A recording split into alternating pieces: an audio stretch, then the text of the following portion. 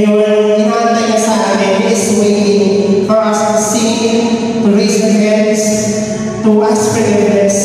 And si Lord, whenever we come to Him, He is gracious to forgive us.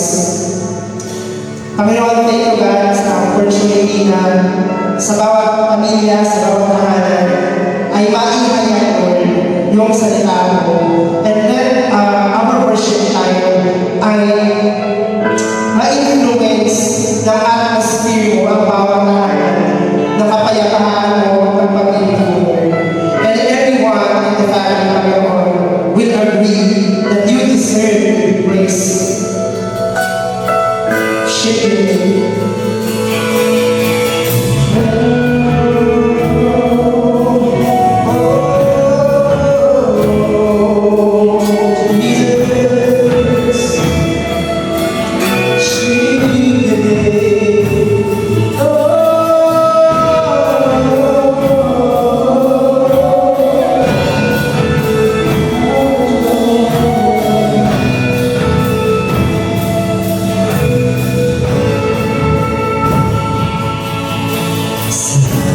Sa nakita mo pag-ibig,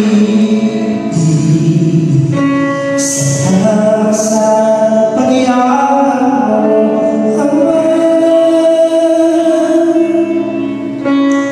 Ang presensya mo, ang nais ko,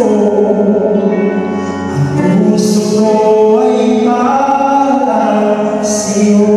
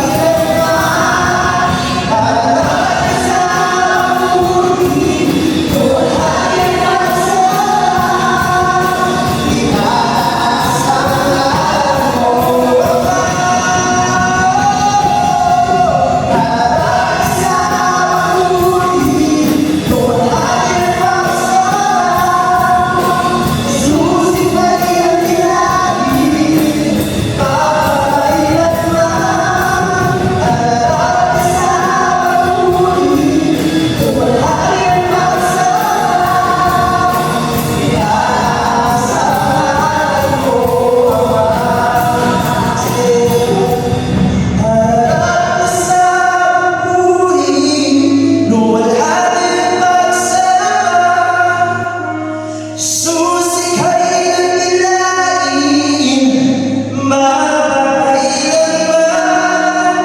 narang sa muli, luwalhangin magsama. Itanang sa mahal mo, Ama. Itanang sa mahal mo, Ama. Itanang sa mahal mo, Ama. Thank you, Jesus, and glorify your holy name. Excited for the message that you will present this afternoon, this morning, O God. In Jesus' name we pray. Amen. Bakit ang bagal? Sa panahon natin ngayon, wala ka na masyadong maririnig na kwento ng revival. Mayroon na ba tayong nasaksihan na patay na buhay? Pinag-pray lang na buhay? Wala. Mayroon na ba tayong narinig ngayon na isang pastor nag-preach, 3,000 ang tumanggap in one preaching? Wala. Ano kaya nangyari?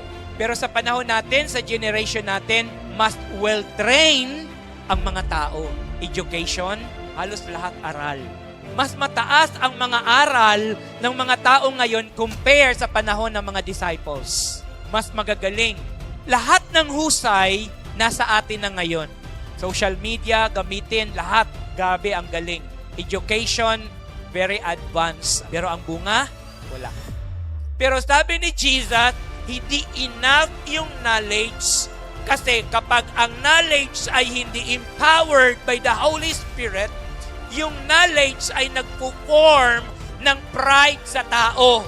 Pero kapag ang knowledge ay pinasakop sa Holy Spirit, nagiging useful ito for the enlargement ng kingdom ng ating Panginoon. Ang hinahanap ni Lord ay mga tao na connected sa Holy Spirit. Kasi yung Holy Spirit lang ang ginagamit ng God the Father sa panahon natin ngayon at sa susunod pang henerasyon. Dalangin natin na maranasan natin ito. Amen? Yung matinding revival. To deliver the Word God, please welcome Pastor Al Belga.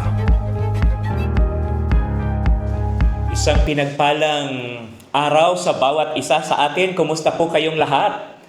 Kumusta po ang bawat isa sa ating mga tahanan? Alam ko at ako ay naniniwala na ang bawat isa sa atin ay nasa mabuting kalagayan at nasa malakas na pangangatawan. Kaya po sa araw na ito ay muli nating pagsalusaluhan ang salita ng ating Panginoon mula po dito sa ating simbahan patungo sa iyong sambahayan kasama ng iyong pamilya. Muli, maraming salamat po sa inyong lahat dahil kayo po ay patuloy na nagbubukas ng pintuan ng inyong tahanan para po sa salita ng Diyos at para sa presensya ng ating Panginoon. Kaya po ako naniniwala na ang bawat siya sa atin sa araw na ito ay lubos na pinagpala ng Diyos at patuloy pang pagpapalain ng ating Panginoon nang dahil sa patuloy po tayong nagiging bukas sa kanyang mga salita sa ating mga tahanan. Kaya po sa oras na ito, pagpalain po ang bawat isa sa inyong mga tahanan, pagpalain ang bawat pamilya at pagpalain ang bawat isa. Sa araw na ito ay muli, ako po ay masaya at ako po ay binigyan ng pagkakataon ng ating Panginoon upang ang kanyang salita ay maiparating sa bawat isa sa atin. Alam naman natin na ang salita ng ating Panginoon ay pagkain at nag-iisang pagkain ng ating kaluluwa. Kaya po napakasarap na balikan lagi, araw-araw o sa isang linggo ay patuloy tayong nagsasama-sama sa ating screen upang pagsaluhan ang salita ng ating Panginoon. Kaya po sa umagang ito ay inaanyayahan ko po ang bawat isa sa atin na tayo pong lahat ay tumayo bilang pagbigay galang sa salita at sa presensya ng ating Panginoon. Tayo po ay sama-samang manalangin.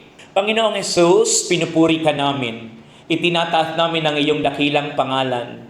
O Diyos, ikaw ang aming Diyos, ang aming tagapagligtas, ang Diyos na namatay para sa aming kasalanan at para sa kapatawaran at restoration ng aming relasyon sa Ama. Kaya Panginoong Hesus, marami pong salamat. Sa umagang ito ay patuloy ka po naming pinupuri, patuloy ka naming nire-recognize that the Father, our Creator, at patuloy po naming ina-acknowledge ang presensya mo, banal na Espiritu. You are God and you are the speaker today. Kaya Holy Spirit, patuloy po kayong mangusap sa bawat isa sa amin at patuloy niyo po akong gamitin for your glory alone, Holy Spirit. Maraming salamat. Pagpalain niyo po ang bawat pamilya na nandito sa screen at pagpalain niyo po ang bawat tahanan na kasama ko today. Marami pong salamat, Lord. I apply the blood of Jesus Christ and we pray, Holy Spirit, prepare our hearts, prepare our spirit in our minds to receive your word, O God. Marami pong salamat. In Jesus' name we pray. Amen and amen.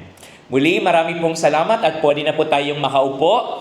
At sa oras pong ito ay ihanda na po natin ang ating sarili sa pakikinig ng salita ng ating Panginoon. Pero bago tayo pumunta doon sa pinakamensahe ng ating Panginoon, ay nais ko lamang magbigay ng konting encouragement or paalala sa bawat isa sa atin para mas lalo nating ma-enjoy ang salita ng ating Panginoon. Sa oras o sa panahon na tayo po ay nakikinig ng salita ng ating Panginoon, maging bukas lang po ang isip natin, ang puso natin, at tanggapin natin ng buo ang salita ng Panginoon. Minsan po ay meron tayong maririnig na salita na para bagang hindi umaangkop sa atin. Pero kung ito ay salita ng Diyos, ay allow the Holy Spirit to use His Word para patuloy itong magbigay ng rema sa atin. And the Holy Spirit will help us na i-lead tayo ng Holy Spirit sa katotohanan ng Kanyang salita. Kaya po sa oras na ito, maging masaya tayo sa pagtanggap ng salita ng ating Panginoon. Today, ay nais ko pong ibahagi sa inyo ang mensahe ng Lord na ang pamagat ay The God Who Never Changes. The God Who Never Changes. Oh, hallelujah! Praise God! Alam niyo po, sa panahon natin ngayon ay maraming mga nakikita natin sa paligid na napakadaling mapalitan o napakadaling magbago. Minsan ay hindi lamang po sa tao, kundi maging sitwasyon or minsan kasama din yung mga ating technology. Sa buhay natin ngayon, sa mundong ating ginagalawan, napakabilis ng mga bagay-bagay. Napakabilis ng mga pagkakataon, ng mga sitwasyon na minsan ay nagugulat na lamang tayo dahil may mga tao na napakabilis magbago. Ito man ay negative or positive. So, ganun po ang nangyayari. Pagdating naman sa technology, ay napakabilis ng changes ng ating technology. So, sa mundong ating ginagalawan, ay tanging Diyos lamang ang may kontrol ng lahat. Pero alam niyo po, ang nakakatuwa sa ating Panginoon, na-realize ko habang ginagawa ko ang mensaheng ito, na ang ating Diyos ay kailanman ay hindi nagbabago. Wow! Nakakatuwa na nakakilala tayo at kinilala tayo ng ganitong uri ng Diyos, na ang ating Panginoon ay never na nagbabago. Ang ating Diyos ay patuloy at nagpapatuloy sa lahat ng Kanyang ginagawa sa bawat isa sa atin nung simula pa nung panahon. Dito po sa Hebrews 13 verse 8, ang sabi po dito, Jesus Christ is the same yesterday, today, and forever. Wow! Our God, Jesus Christ, is the same yesterday, today, and forever. So ang Diyos natin, our Redeemer, our Jesus Christ, our Savior, ay hindi po siya nagbabago. Yesterday, today, and forever. Siya po ay same Jesus Christ. Hallelujah. Siya yung same Jesus simula pa nung panahon hanggang sa kasalukuyan, hanggang sa mga darating pang henerasyon. And Malachi chapter 3 verse 6, ang sabi doon ni Lord, I am the Lord and I did not change. I am the Lord and I do not change. Sabi ng ating Panginoon. So si Lord mismo, sinabi niya rin sa kanyang sarili. Sinabi niya rin sa kanyang sarili na ako ay Diyos at ako ay hindi nagbabago. Siya'y nananatili sa kanyang mga salita at nananatili bilang Diyos. And 2 Timothy chapter 2 verse 13, ang sabi po doon, if we are unfaithful, He remains faithful, for He cannot deny who He is. Kaya pala ang Diyos natin ay hindi nagbabago dahil Siya yon. Hindi lang ito bahagi ng kanyang pagka-Diyos, kundi ito siya. Ito ang kanyang character. Ito ang kanyang pagka-Diyos, na siya ay isang Diyos na hindi nagbabago noon, ngayon, at hanggang sa darating pang panahon. Wow, nakakatuwa po. Kaya ang mensaheng ito ay pinamagatan kong The God Who Never Changes. Ano naman ang magiging connection nito or ano yung relevant nito sa life natin? Ano ba ang dapat kong ikatuwa kung ipaalaala sa akin ng Diyos sa oras na ito na siya ay isang Diyos na hindi nagbabago? Napakaganda po na malaman ito sapagkat doon tayo mabubuhayan. Makakatulong ito upang tayo ay patuloy na umasa at patuloy na manatili sa ating Panginoon. Dahil kung ang Diyos ay sinasabi niya na hindi siya nagbabago, so ibig sabihin, lahat ng kanyang mga pangako na ating pinangahawakan, na nakita natin mula sa kanyang salita, ito'y nananatili at ito'y isa sa katuparan ng Diyos sa takdang panahon na kanyang inilaan para sa bawat siya sa atin. Kaya po napakahalaga na paalalahanan tayo at pinapaalalahanan tayo ng banal na Espiritu na ang ating Diyos, the Creator or the Giver of our life, our God the Father, hindi po siya nagbabago. Yung kanyang unconditional love, yung kanyang faithfulness and unfailing love ay nananatili. At ganoon din po si Jesus Christ, the Son of God, our Savior, our Redeemer. Ang Diyos na si Jesus ay hindi nagbabago. At ganoon din ang ating Diyos na banal na Espiritu. Ang banal na Espiritu ang siyang tumutulong sa atin upang sa ating pamumuhay sa mundong ito bilang mga mananampalataya at mga believer, mga follower ni Jesus Christ, ay ipakita sa atin ng banal na Espiritu na siya din ay hindi nagbabago. Wow! Salamat kay Lord. Salamat sa ating Diyos. Everything, people of God, everything around us changes. At lahat yan ay na-observe natin. People change, situations change, feelings change, seasons change. But there is one who never changes at walang iba kundi ang Diyos natin. Hallelujah. His love is still the same. Wow. His mercy is still the same. And His grace is still the same. Yun po ang Diyos natin. And His promise of eternal life is still available to everyone who believes in Him.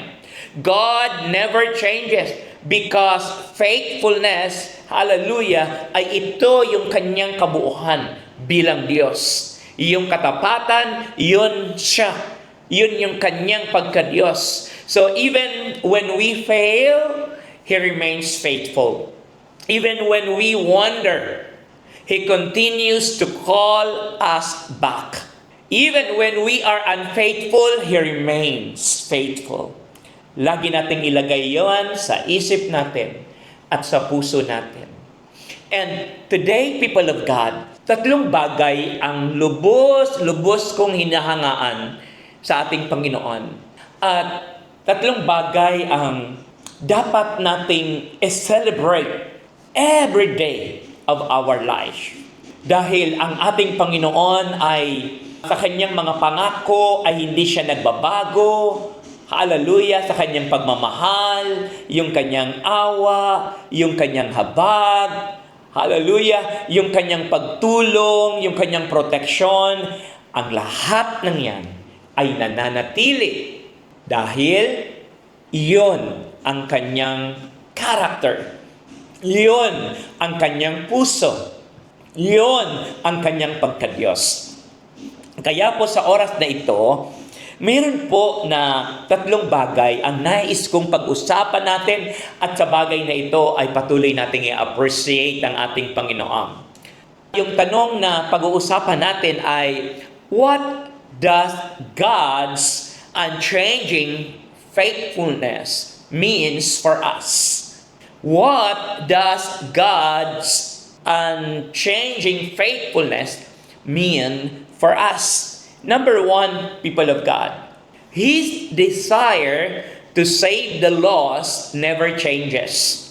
His desire to save the lost never changes. Tingnan niyo po, Luke chapter 19 verse 10. For the Son of Man came to seek and save those who are lost. Maliwanag dito sa Luke chapter 19 verse 10, for the Son of Man came to seek and save those who are lost. People of God, His desire, hallelujah, to save the lost never changes. Wow, God, thank you, Lord. Thank you, Jesus.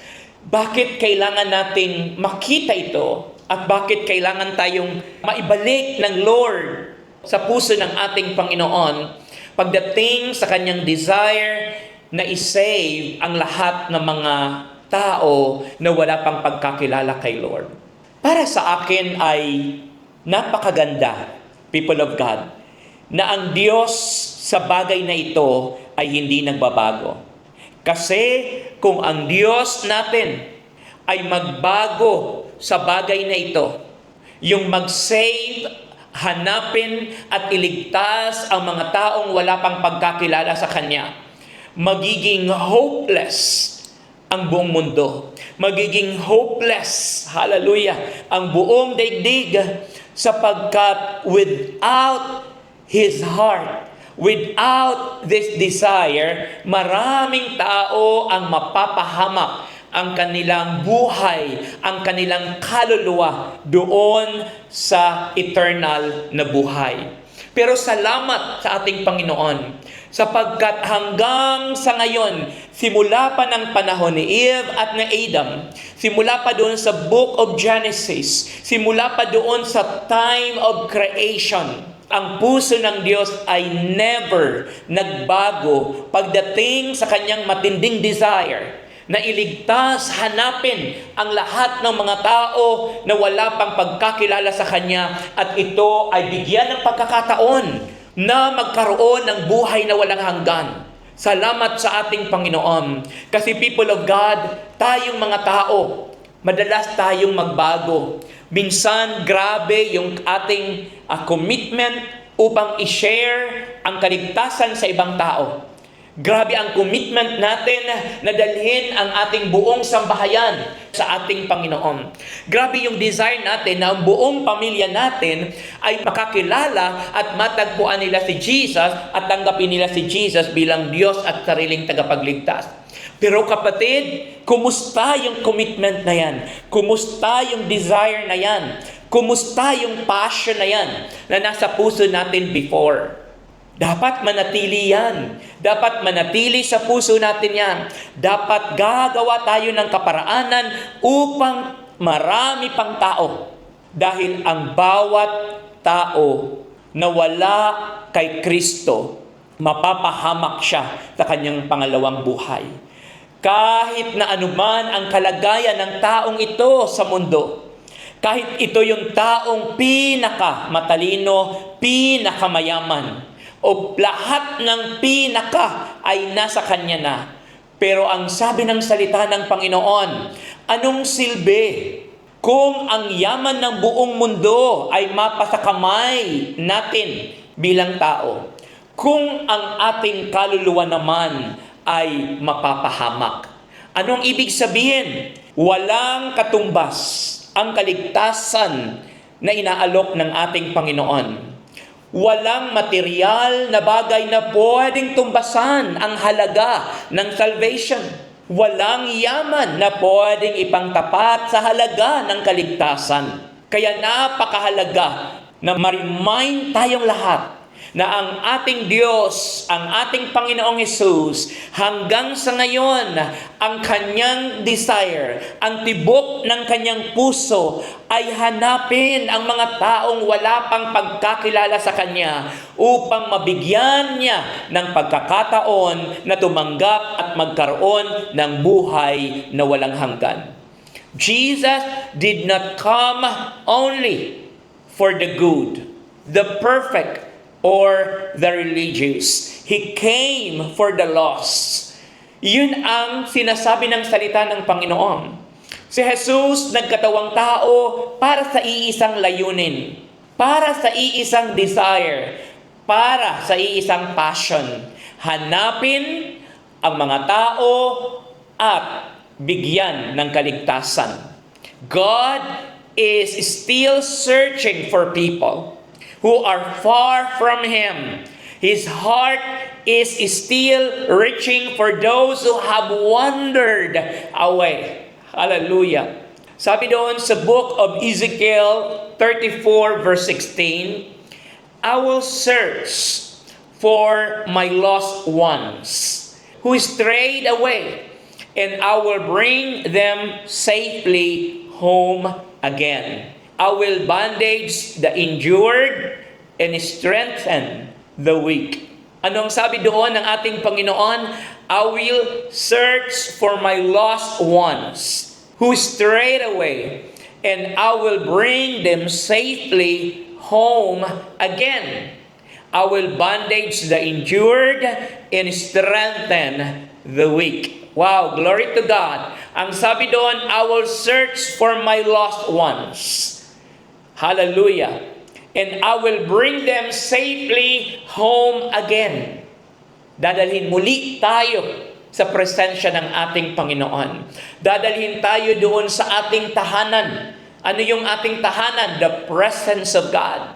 Kaya po, people of God, napakaganda na ma-remind tayo na itong desire ng ating Panginoon to save and to seek the lost, hanggang sa ngayon ay nananatili ito sa kanyang puso. God does not give up easily on people. When someone is lost, He churches. When someone is wounded, He heals. When someone is weak, He strengthens. When someone has wandered away, He calls them home. Ganyan katapat ang ating Panginoon. Salamat kay Lord. There may be someone in our family or in our workplace or community who seems far from God. Do not give up praying for them. The God who saved you is still able to save them. His heart for the lost has never changed. Hanggang sa ngayon, people of God, salamat Lord. Salamat sa ating Panginoon. And the very purpose, people of God, kung bakit ang salita ng Panginoon ay hindi natin ikinulong sa isang lugar. And the very purpose, kung bakit ang salita ng Diyos ay dinaladala natin, pinaabot natin, ipinarating natin sa lahat ng sambahayan, sa bawat pamilya. Kasi ito yung desire ng ating Panginoon, na ang kanyang salita ay hindi lamang manatili sa isang lugar, kundi ang kanyang salita ay dalhin na sa bawat sambahayan, dalhin na sa bawat pamilya, dalhin na sa bawat sala ng tahanan, at iparinig na sa bawat room ng tahanan at pag-usapan na sa loob ng tahanan. Sapagkat people of God, without the Word of God, walang pamilya na makakabalik kay Lord, walang pamilya na marirestore ang relasyon sa Diyos, at walang kaligtasan ang pamilyang ito. At people of God, kalunos-lunos ang pwedeng maranasan ng isang tao na talagang hindi makabalik sa ating Panginoon. At dahil sa kanyang pagmamahal, nang dahil sa kanyang grace, nang dahil sa kanyang awa, hallelujah, binigyan tayo ni Lord ng wisdom na ang salita ng ating Panginoon ay wag lang doon ipangaral sa mga templo o sa mga church building, bagkos dalhin na sa bawat sambahayan. Kaya maraming salamat sa bawat pamilya na nagbukas ng inyong tahanan, sa bawat pamilya na nagbukas ng salita ng ating Panginoon. I congratulate you, and I want to praise the name of Jesus. And I want to declare the power of His blood over your family. Nang dahil ang pamilya mo ay napakawise. Kaya ang pamilya na inaabot ng salita ng ating Panginoon, ang bawat sabahayan na nakakaabot sa inyo ang salita na ito ng ating Panginoon, ay maihahalin tulad kayo sa isang tao na punong-puno ng karunungan na tinutukoy ng Biblia. Ang isang taong wise ay nagtatayo ng kanyang tahanan sa batuhan. Kapag sa batuhan, matibay ang pundasyon. At kapag mayroong unos, ang tahanang itinayo sa matibay na pundasyon sa batuhan ay mananatiling nakatayo at mananatili siyang buo. Pero ang tahanan na itinayo sa buhanginan, kaunting pagsubok, kaunting ihip ng hangin, ay hindi sila mananatili, bagkos sila'y masisira at matutumba at mawawasak. Dahil ang kanilang pundasyon ay wala sa tunay na pundasyon na walang iba kundi si Jesus. Kaya maraming salamat sa bawat tahanan. Ngayon po, salamat kay Lord, nakarating sa inyong sala na hanggang ngayon ang ating Panginoong Hesus ay hindi nagbabago.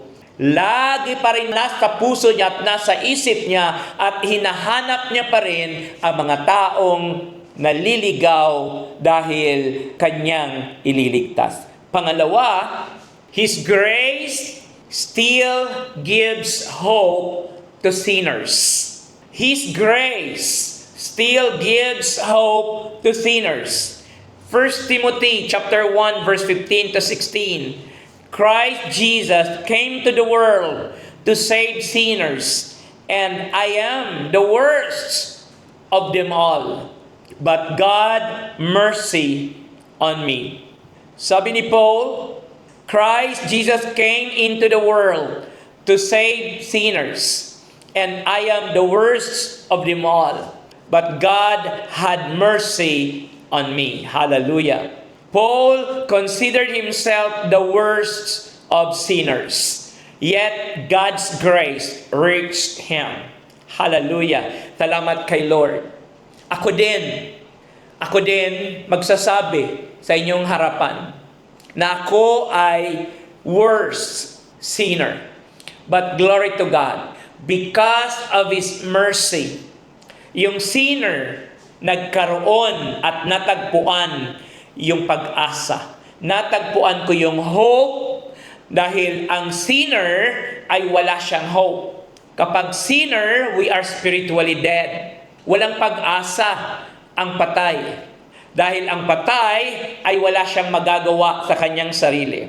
Bago natin natagpuan yung mercy, yung awa at habag ng ating Panginoon, lahat tayo ay mga sinner. Wala ni isang tao na walang kasalanan. Lahat ng tao ay nagkasala. Mayroong mga kasalanang nahahayag sa mata ng ibang tao, pero mayroong kasalanang hindi nahahayag sa tao, pero ang lahat ng kasalanan ay hayag sa ating Panginoon at sa ating Ama na nasa langit. So wala tayong maitatago. Lahat tayo ay ubod talaga ng kasalanan. Ang dami nating naiisip na masama. Ang dami nating nagagawang masama, ang dami-daming lumalabas na mga salitang masama, at marami tayong nagagawang kasamaan sa harapan ng ating Panginoon. At dahil sa kasalanan na ating minana kay Eve at kay Adam, lahat tayong mga tao sa mundo ay naging hopeless. Pero nung natagpuan natin si Jesus bilang ating Diyos at sariling tagapagligtas, doon natin na-realize na ang tao pala na ubod ng kasalanan, yung tao pala na grabe ang dumi-dumi ng isip, yung tao pala na grabe sa pagmamalaki, ang tao pala na grabe ka-judgmental. Grabe, mayroon pala mga tao na sobrang damot, mayroon pala mga tao na grabe sa sama na ginagawa, pumapatay, nangre-rape, kung ano-ano pa, ang mga masasama at matitinding kasalanan na salamat kay Lord. Kasi nung natagpuan natin ang ating Panginoon, ay ipinaramdam sa atin ng Diyos na mayroon pang pag-asa. Mayroon pang pag-asa sa mga makasalanan na mayroong pag-amin sa kanyang sarili. Mayroon pang pag-asa sa mga kasalanan na marunong magsisi at tumanggap sa kanyang pagkakasala sa harapan ng ating Panginoon. Mayroon pang pag-asa, lahat tayo na nakagawa ng sobrang karumal-dumal na kasalanan, mayroon pang pag-asa. Lumapit lang tayo sa ating Panginoong Hesus at sabihin lang natin ang ating kasalanan, ibulong natin sa Kanya, iparating natin sa Kanya, at ang ating Panginoon ay bibigyan tayo ng panibagong pag-asa at bibigyan niya tayo ng panibagong yakap at sasabihin niya sa atin na mayroon pang kapatawaran kahit gaano kalaki ang iyong kasalanan. This teaches us something powerful. No one is too sinful for God's mercy. No one is too far for God's grace. No one is beyond the reach of Jesus. Jesus did not come because we were already good. He came because He needed to be saved. Our past does not disqualify us from God's grace. Your mistakes may be part of your story, but they do not have to be the end of your story. When you come to Jesus, He gives you a new beginning. Hallelujah. Pangit man ang simula ng ating buhay, pangit man ang nangyari sa atin sa nakaraan, pero hindi ibig sabihin ito na yun na rin ang magiging wakas ng ating buhay. People of God, may pag-asa. Andiyan yung mercy ng Lord. Malay mo, pwede mong panghawakan na minsan doon sa sobrang lugmok na sitwasyon ng buhay natin, ayun pala ang simula ng napakaganda at bagong kwento at bagong simula na kasama na ang ating Panginoon. Where sin increase, God's grace is greater. Lagi nating tandaan yon. The same Jesus who saved Paul can save us today. Kaya sa mga nandiyan sa inyong tahanan, baka yung iba sa inyo ay grabe yung guilt na nararamdaman mo dahil alam naman natin na sabi ng salita ng Panginoon sa Romans 6:23, for the wages of sin is death. Ang kasalanan at ang bawat kasalanan ay may kabayaran. At ang kabayaran ng bawat kasalanan ay kamatayan. Ngunit, hallelujah, the gift of God is eternal life. Hallelujah. The gift of God is eternal life. Kaya people of God, huwag kang mawala ng pag-asa. Huwag kang ma-discourage habang naririnig mo ang salita na ito ng ating Panginoon. Kung kinoconvict ka ng salita ni Lord, kinoconvict ka ng presence ni Lord to repent, i-repent mo yan. Buksan mo yung puso mo ng buong buo sa harapan ng ating Panginoon. Huwag kang maglihim kasi wala tayong maililihim sa Kanya. Mas magandang sabihin mo na sa Kanya ng lahat-lahat at buo dahil nandiyan ang pagpapatawad. Pangatlo, people of God, His forgiveness removes our condemnation. Romans 8 verse 1 and 2. So, now there is no condemnation for those who belong to Christ Jesus. And because you belong to Him, the power of the life-giving Spirit has freed you from the power of sin that lead to death. Ulitin ko lamang po, Romans 8, 1 and 2. So now, there is no condemnation for those who belong to Christ Jesus. And because you belong to Him, the power of the life-giving Spirit has freed you from the power of sin that leads to death. Wow, hallelujah! Pinalaya tayo ng ating Panginoon. Kaya number 3, His forgiveness removes our condemnation. Sabi ng salita ng Panginoon ating binasa, there's no condemnation. There's no condemnation, people of God, for those people, for those family, for those individual na lumalapit sa ating Panginoong Hesus at nagre-repent, humihingi ng tawad, mayroong pag-admit ng kanyang kasalanan. People of God, sa iyo at sa akin, there's no condemnation. Sapagkat we are forgiven. Hallelujah. We are forgiven and we are completely free and delivered. Hallelujah. Nang dahil ang pagpapatawad ng Diyos ay nagtatanggal ng kaparusahan ng kasalanan. To people of God, ang kailangan mo lang ngayon ay tanggapin si Jesus at mag-ask ng forgiveness kay Lord, and there's no condemnation.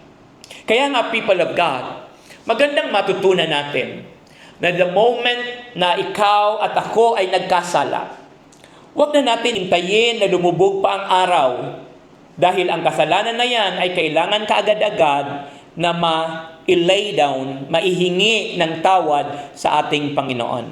And the moment na ikaw ay humingi ng tawad kay Lord, the moment na ikaw ay nag-repent sa harapan ng ating Panginoon, ang salita ng Lord ay nagsasabi sa 1 John 1:9 that our God is a just God. He is just and faithful God. Hallelujah. Siya ay faithful and just na God, and He will forgive us. Kapag sinabi mo ang iyong kasalanan, pag hiningi mo ng tawad sa Kanya, He is faithful and just to forgive us. Patawarin niya tayo. Glory to God. Then, pag pinatawad ka na ni Lord, forgive yourself. Patawarin mo din ang sarili mo. Because there's no condemnation. There's no condemnation. Kaya patawarin mo din yung sarili mo. At magsimula ka muli. Dahil si Satan, ang kanyang strategy, pag nakagawa ka ng kasalanan, uulit-ulitin niya ito sa iyong isipan. Lagi niyang ipapaalala sa iyo yung kasalanan. Pagka ganyan ang nararanasan mo, hindi si Lord ang gumagawa, kundi si Satan. Kasi ang gusto ni Satan, pag nagkasala ka, hilahin ka pababa hanggang sa ikaw ay sirain niya na. Sapagkat ang plano ni Satan sa John 10:10 ay wasakin tayo, sirain at patayin tayo. Pero kay Lord, ang nais niya, bigyan ka ng isang ganap na buhay. Kaya pag ikaw ay nagkasala, ihingi mo ng tawad kay Lord, then, hallelujah, there's no condemnation, hallelujah, because you are forgiven, then forgive yourself. Patawarin mo na yung sarili mo at magsimula kang muli. When we belong to Jesus Christ, we are no longer under God's judgment because Jesus already paid the price for our sins. We still make mistakes, but we don't have to live under the guilt and condemnation of our past. Through Jesus, we receive forgiveness. Through Jesus, we receive freedom. And through Jesus, we receive new life through the Holy Spirit. God's forgiveness does not only erase our past, it frees us to live a new life.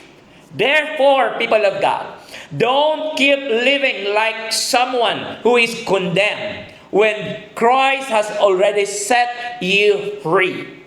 Your identity, my identity, your identity is no longer defined by your sin, your failures, or your past. If you belong to Jesus, you are forgiven, free, and no longer condemned. Hallelujah. So kaya people of God, sa bawat pamilya, let's celebrate today. We are forgiven. Hallelujah. Hindi na tayo condemned. We are forgiven. We are free. We are delivered from the power of sin and from the power of the enemy. Tayo ay pinalaya na ng ating Panginoon. He is forever faithful. God never changes. His love never changes. His desire to save never changes. His grace and forgiveness never change. Our sin was paid for by His blood. Our past is forgiven by His grace. Our faith in Jesus give us eternal life. So, when everything around you changes, hold on to the one who never changes. Jesus was faithful yesterday. He is faithful today. And He will be faithful forever. His faithfulness never changes because He never changes. Wow! Hallelujah! Salamat kay Lord. Kaya, kung ang bawat isa sa atin ay meron tayong mga lihim na kasalanan, mga kasalanang nagawa natin noon na hindi natin at wala tayong lakas ng loob na sabihin sa ating asawa, walang lakas ng loob na sabihin sa ating magulang, wala tayong lakas ng loob na i-share sa ating leaders sa church. People of God, iyong kasalanan na yan, iyon ang kailangan mong dalhin sa paanan ng ating Panginoon. At sinasabi ko sa iyo, sa oras na ito, dahil yun ang sinasabi ng salita ng ating Panginoon, kapag ang tao ay nagsisi sa kanyang kasalanan, ang Diyos nating si Jesus ay laging tapat at handang magpatawad at handang ayusin ang ating mga buhay. Kaya, huwag kang manatili. Huwag mong itago ang kasalanan na yan. Kasi, alam nyo ba, people of God, kapag tinatago natin ang kasalanan, pag hindi natin sinasabi kay Lord na nakomit natin yung bagay na yon, ang kasalanan na yan ang nagiging entry point or nagiging pintuan or nagiging gate o nagiging access ni Satan sa life natin upang tayo ay patuloy niyang guluhin at patuloy niyang dalhin sa marami pang mga kasalanan. Pero the moment na ang kasalanan natin ay nilay down natin sa ating Panginoong Hesus at tayo ay pinagsisihan natin ito, hiningi tayo ng tawad, humingi tayo ng tawad kay Lord. Ang kasalanan na yan ay hindi lamang in-erase ng Panginoon, bagkos ang kasalanan na yan ay kinalimutan na ng ating Diyos. Kaya today, people of God, isa pang hindi maganda, bukod sa ang kasalanang hindi natin hiningi ng tawad kay Lord ay nagiging entry point ni Satan sa life natin, ito din ang nagiging entry point ng iba't ibang mga curses sa ating buhay at sa ating pamilya, curses sa ating health, or curses sa ating kabuhayan, sa ating negosyo.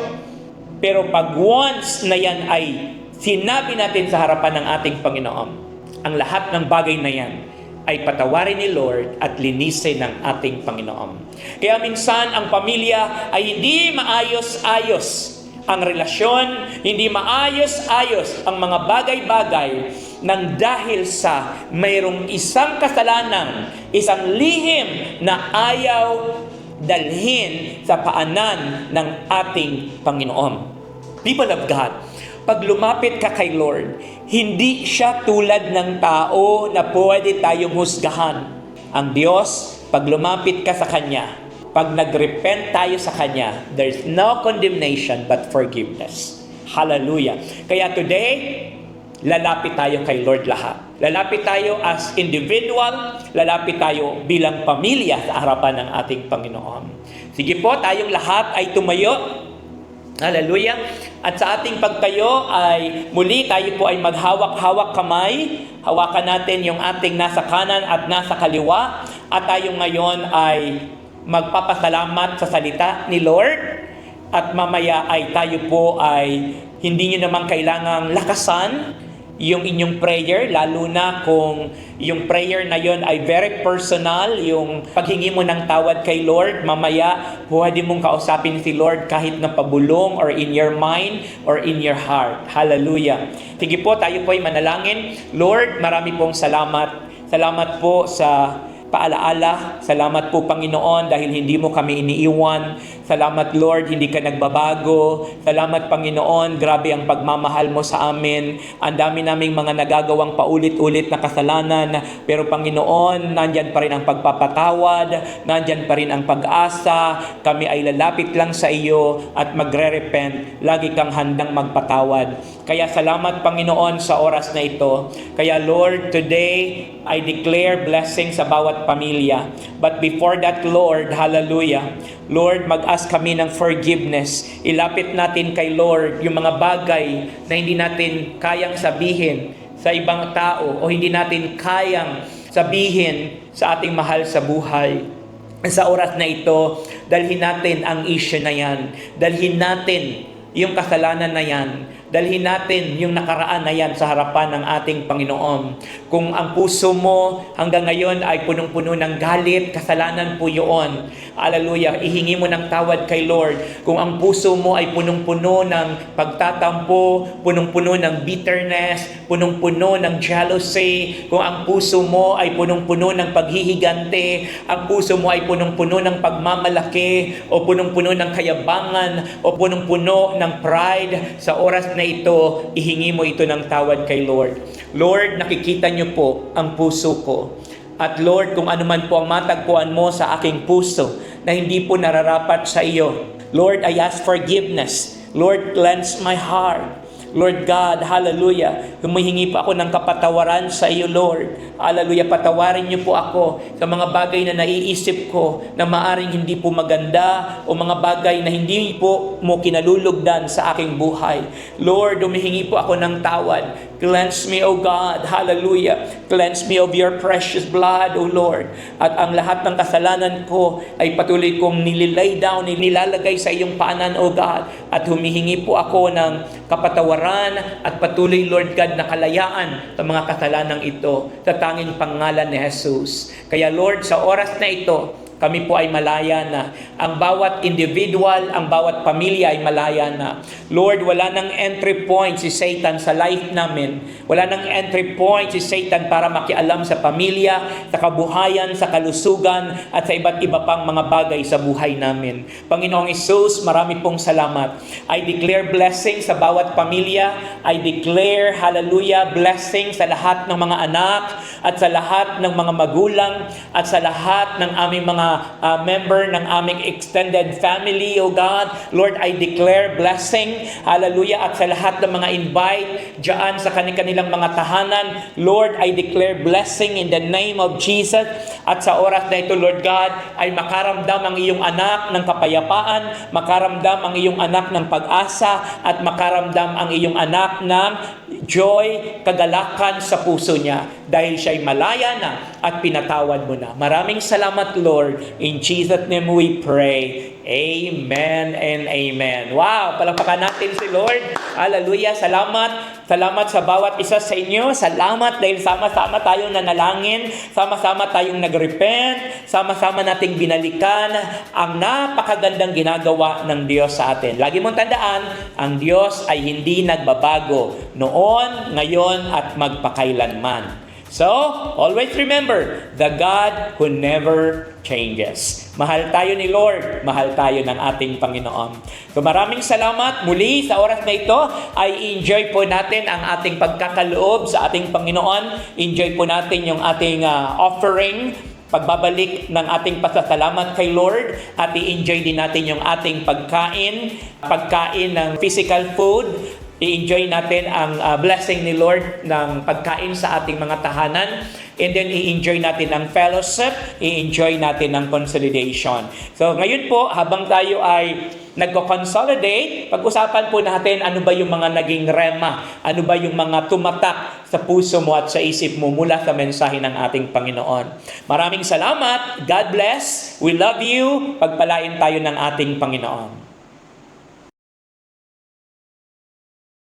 I-share Deuteronomy chapter 16, verse 13 to 17. Sabi dito, 7 days after you have gathered your harvest from your threshing floor and from your wine press, you should celebrate the festival of shelters. Enjoy yourselves at this festival, you, your sons, your daughters, all your servants, and the Levites, foreigners, orphans, and widows living in your towns.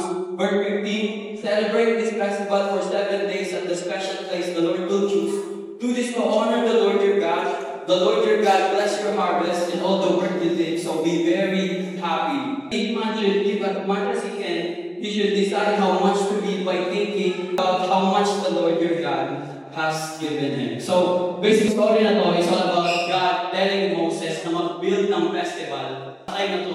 So, yung festival na gusto ni Lord and ni Moses i-build para sa Israelites, and yung purpose kung bakit gusto ng Lord, kung bakit binuo ng Lord yung festival na to this time, is sabi dito, is to remember, to honor the Lord. Alam mo, sabi dito sa verse 15, do this to honor the Lord your God. They build that festival, ginawa ni Lord and ni Moses yung festival na to remember na lahat ng harvest na meron sila at that time, yung shelter na meron sila in the desert, lahat ng yun is because of the Lord. Lahat ng yun is blessed from the Lord. We don't celebrate festivals, pero we will